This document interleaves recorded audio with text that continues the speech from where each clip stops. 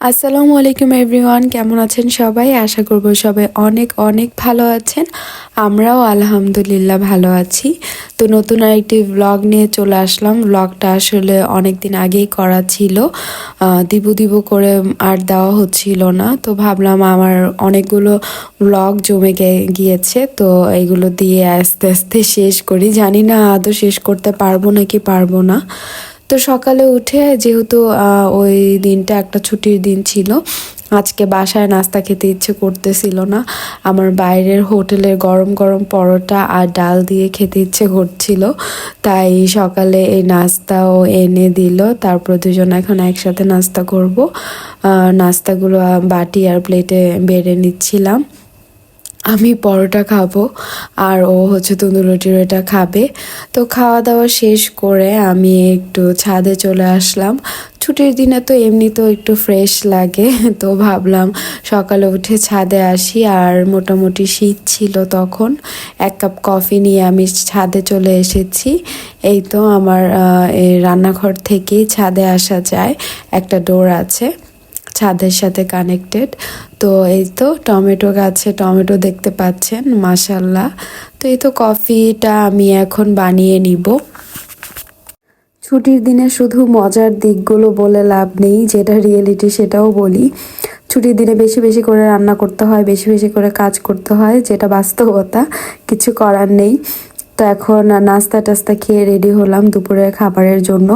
আমি হচ্ছে 2-3 দিনের রান্না একসাথে করে রাখি, এই জন্য আমার একটু বেশি করে রান্না করতে হয়, একটু ঝামেলাও হয়, কষ্টও হয়। আর এমনিতেও প্রত্যেক দিন রান্না করতে ভালো লাগে না। এই তো ছাদে এখন বসে, আর এটা খুব মোটামুটি খুব সকালেই ছিল, ঘুম ভেঙে গিয়েছিল, যেহেতু একটা অভ্যাস হয়ে গিয়েছিল সকালে ঘুম থেকে ওঠা। এখন হচ্ছে ও বাজারে গিয়েছিল, আস্তে আস্তে সব বাজার করে নিয়ে আসতেছে। অর্ধেক বাজার করে আমাকে দিয়ে গিয়েছে, এখনো হচ্ছে কাঁচা বাজারগুলো করে দিল। আর এখন মনে হয় মাছ মাংস এগুলো আনতে গিয়েছে।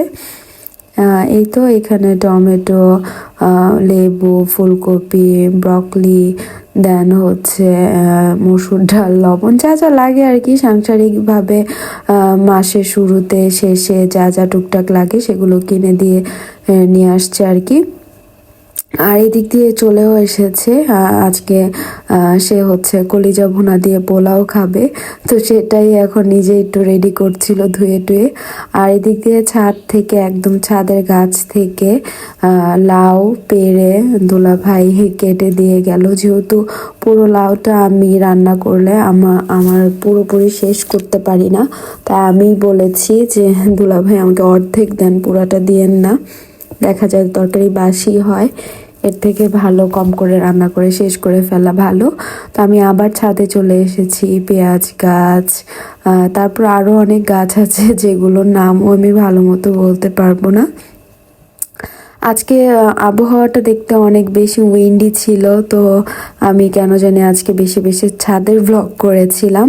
এই তো দেখতে পাচ্ছেন একদম কুয়াশা দিয়ে চারদিক ঢেকে আছে। তো সারাক্ষণ আকাশ দেখলে হবে না, পরিবেশ দেখলে হবে না, এখন রান্না করতে হবে। আর রান্না করাই স্টার্ট করে দিয়েছি। আর যেহেতু শুক্রবার ছিল, গ্যাস থাকে না, এই জন্য আমি সকালে মনে হয় আমি 10টা থেকেই বা 11টার দিক থেকেই রান্না শুরু করে দিয়েছিলাম। তাই প্রথমে আমি কলিজা ভুনা করে নিব। ফুল প্রসেসের অনেক ভিডিও আমার চ্যানেলে আছে, চাইলে আপনারা দেখে নিতে পারেন আমি কিভাবে কলিজা ভুনাটা করি। তো আজকে আর আপনাদের সাথে ডিটেলসে শেয়ার করছি না, আমি এই তো তড়িঘড়ি করে রান্না শেষ করে নিচ্ছি। অলরেডি গ্যাস চলে গিয়েছে, জাস্ট একটা চুলায় আমি রান্না করতে পারছি, আরেকটা চুলায় এখনও রান্না করতে পারছি না, কারণ দুইটা চুলা যদি একসাথে জ্বালাই তাহলে দেখা যায় প্রপারলি গ্যাসটা আসে না। তো রান্নাবান্না শেষ করতে করতে অনেক টাইম হয়ে গিয়েছিল, যেহেতু এক চুলোয় রান্না করেছি। তো আমি একদম আমরা খাবার দাবার নিয়ে একদম বিছানায় বসে গিয়েছি, আজকে টেবিলে বসবো না। প্রায়ই আমরা বেশিরভাগই বিছানাতেই খাবার খাই, টিভি দেখি আর খাবার খাই, এটা আমাদের একটা বদ অভ্যাস বলতে পারেন। আর এই তো সালাদ আমার হাজব্যান্ড রেডি করে নিয়ে এসেছে। তো খাওয়া দাওয়া শেষ করে রেস্ট নিয়ে বিকালের দিকে সবাই ছাদে এসেছিল। বাঁধন আপু আলুর চপ, তারপরে বুট ভাজি, মুড়ি মাখানোর জন্য নিয়ে এসেছে। আর আমার হাতে মুড়ি মাখাটা সবাই অনেক বেশি পছন্দ করে, তাই আমি এই কাজটা সবসময় করি। বেশিরভাগ ভিডিওতে দেখবেন আমি মাখাটা করি, সবাই অনেক পছন্দ করে।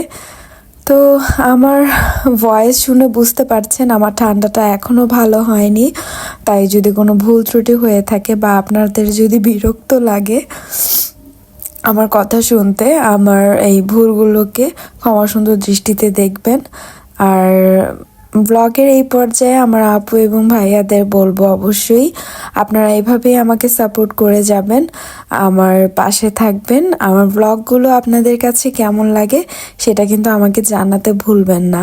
আর যদি ভিডিওটা ভালো লেগে থাকে ভিডিওতে একটি লাইক দিয়ে কন্টিনিউ করবেন, কারণ আপনাদের একটি লাইক অসংখ্য ভাই আপুদের কাছে আমার ভিডিওটি পৌঁছিয়ে দিবে, যেটা আমাকে আমার চ্যানেলটাকে গ্রো করতে সাহায্য করবে। তো মাখামাখি শেষ করে খাওয়া দাওয়া অলরেডি শেষ, মাখতে দেরি হয়, খাওয়া দাওয়া শেষ হতে দেরি হয় না।